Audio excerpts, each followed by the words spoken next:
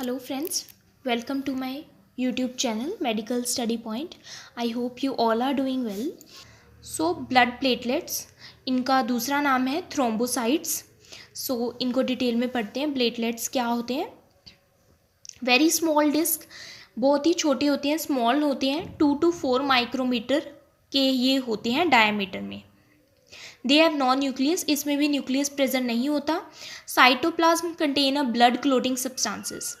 सो इनके जो साइटोप्लाज्म है उसमें ब्लड क्लोटिंग सब्सटेंसेस होते हैं जो कि ब्लड को क्लोट करते हैं, यानी ब्लड को थक्का जमाते हैं और ब्लड को स्टॉप करते हैं, ब्लीडिंग को स्टॉप करते हैं. Which causes haemostasis. हीमोस्टेसिस मतलब सिजेशन ऑफ ब्लीडिंग, जो कि ब्लीडिंग को रोकते हैं. सो हीमोस्टेसिस एक टर्म है, उसका मतलब है सिजेशन ऑफ ब्लीडिंग. नेक्स्ट है thrombopoietin from the liver stimulates platelet production. अब लीवर से थ्रोम्बोपोएटिन हार्मोन रिलीज होता है जो कि प्लेटलेट की प्रोडक्शन को स्टिमुलेट करता है. एंड ये कब होता है? फॉर एग्जांपल हमें कोई भी कट लग गया तो एकदम से लीवर को स्टिमुलेशन मिलती है, क्योंकि जो हमारी स्किन जहाँ से रप्चर हो गई वो भी केमिकल रिलीज़ करती है और लीवर को स्टिमुलेट करती हैं कि आप थ्रोम्बोपोएटिन रिलीज़ करो. सो थ्रोम्बोपोएटिन लीवर से रिलीज़ होता है एंड देन वो प्लेटलेट की फॉर्मेशन करता है. सो लाइफ स्पैन जो है प्लेटलेट को वो 8 to 11 डेज होता है. एंड 8 to 11 डेज के बाद इसकी डिस्ट्रक्शन हो जाती है, डिस्ट्रॉय हो जाते हैं. डिस्ट्रक्शन अकर्स इन स्प्लीन, और ये इनका डिस्ट्रक्शन भी आरबीसीज की तरह स्प्लीन में ही होता है बाय मैक्रोफेजेस. और मैक्रोफेजेस ऐसे सेल हैं जो कि डिस्ट्रॉयड प्लेटलेट्स को एंगल्फ कर लेते हैं, खा जाते हैं. About a third of platelets are stored within the liver spleen for emergency purpose. और स्प्लीन में डिस्ट्रक्शन भी होती है प्लेटलेट्स की और एमरजेंसी पर्पस के लिए प्लेटलेट्स की वहाँ पर स्टोरेज भी होती है.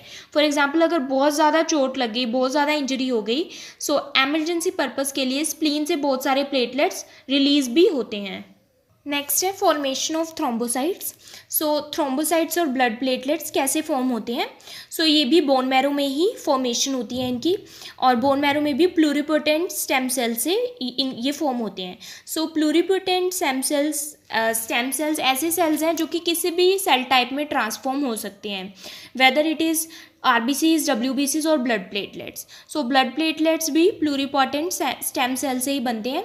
सो फर्स्ट ये मेगाकैरियोब्लास्ट की फॉर्म में प्रोड्यूस होते हैं. मेगाकैरियोब्लास्ट एक इमेच्योर फॉर्म है थ्रोम्बोसाइट्स की. देन ये मेगाकैरियोसाइट्स में ट्रांसफॉर्म होते हैं एंड अल्टीमेटली ये प्लेटलेट यानी थ्रोम्बोसाइट जो कि इसकी मैच्योर फॉर्म है उसमें ट्रांसफॉर्म हो जाते हैं और ब्लड सर्कुलेशन में रिलीज हो जाते हैं.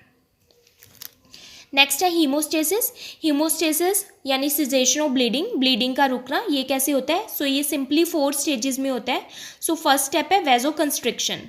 सो जैसे ही कोई भी हमें इंजरी हुई, सो स्किन में इंजरी हुई, एपिथेलियम लेयर जो है स्किन में वहाँ इंजरी हुई, तो क्या हुआ? To reduce blood flow to the injury site, platelets become sticky when they come in contact with the damage blood vessel and release serotonin.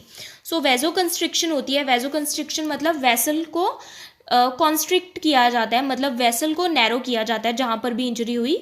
सो वहाँ पर क्या होता है कि एपिथेलियम जो है वहाँ पर प्लेटलेट आ जाते हैं. सो प्लेटलेट क्यों आते हैं? क्योंकि एपिथेलियम जो हमारी स्किन है वो भी केमिकल रिलीज़ करती है और प्लेटलेट उस साइड पर पहुँच जाते हैं जहाँ पर इंजरी हुई. सो जो प्लेटलेट वहाँ पर पहुँचे वो वहाँ पर क्या हो जाते हैं? स्टिकी हो जाते हैं, मतलब चिपक जाते हैं, इंजरी वाली साइड पर चिपक जाते हैं.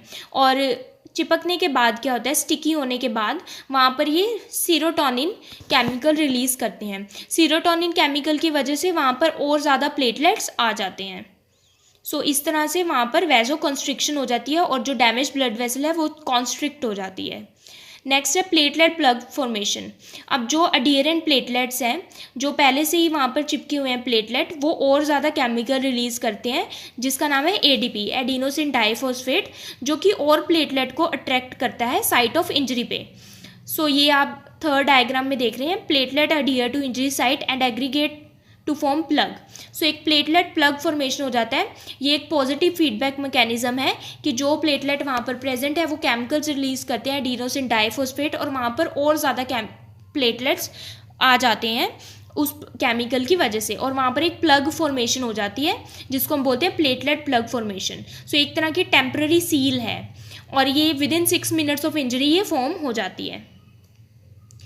थर्ड है कोगुलेशन या ब्लड क्लोटिंग।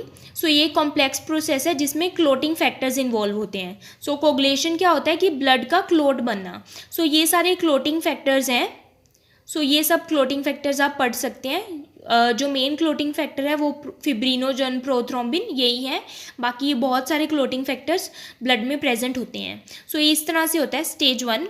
एंड ये किसी भी तरह से हो सकता है, एक्सट्रिंसिक पाथवे भी हो सकता है, इंट्रिंसिक पाथवे भी हो सकता है।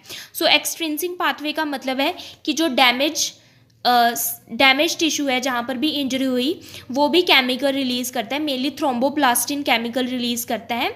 और इंट्रिंसिक पाथवे होता है कि जो प्लेटलेट वहाँ पर चिपक गए वॉल पर जाकर जहाँ पर इंजरी हुई वो भी केमिकल रिलीज़ करते हैं। सो जो टिश्यू वॉल केमिकल रिलीज़ कर रही है उसको बोलते हैं एक्सट्रिंसिक पाथवे, और जो ब्लड सेल्स मतलब प्लेटलेट्स वहाँ पहुँचकर केमिकल रिलीज़ कर रहे हैं उसको बोलते हैं इंट्रिंसिक पाथवे।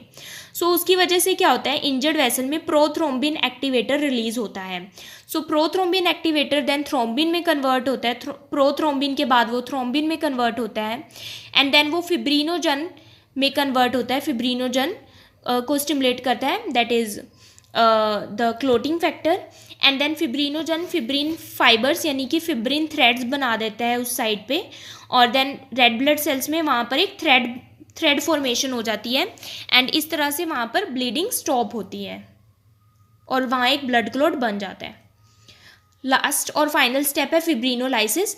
अब जो ब्लड क्लॉट बन गया वहाँ पर, after the clot has form the process of removing it and healing the damage blood vessel begins. अब ये जो क्लॉट बना है यहाँ पर अब ये रिमूव होगा क्लॉट, मतलब जो स्किन है वो नॉर्मली पहले जैसी थी वैसी बन जाएगी और हील हो जाएगी। सो ये रिमूविंग का काम होता है, इसको बोलते हैं फिब्रिनोलाइसिस, मतलब फिब्रिन्स जो वहाँ पर थे, थ्रेड्स बने थे, उनको ब्रेक डाउन करना। सो ये कैसे होता है, जो एक्टिवेटर्स हैं वो क्या स्टिमुलेट करते हैं, प्लाज्मिनोजन को, देन वो प्लाज्मिन में कन्वर्ट होता है, एंड देन फिब्रिन में, और break down products, then fibrin टूट जाते हैं और जो ब्लड वेसल इंजर्ड हुई थी वो दोबारा से पहले जैसी नॉर्मल हो जाती है। सो इस वे में 4 स्टेप्स हैं हीमोस्टेसिस के ब्लीडिंग रोकने के। सो आई होप ये वीडियो आपको समझ आई हो, एंड प्लीज़ अगर आपको ये अच्छी लगी so like, subscribe and share my channel. Thank you for watching, and please do support women empowerment.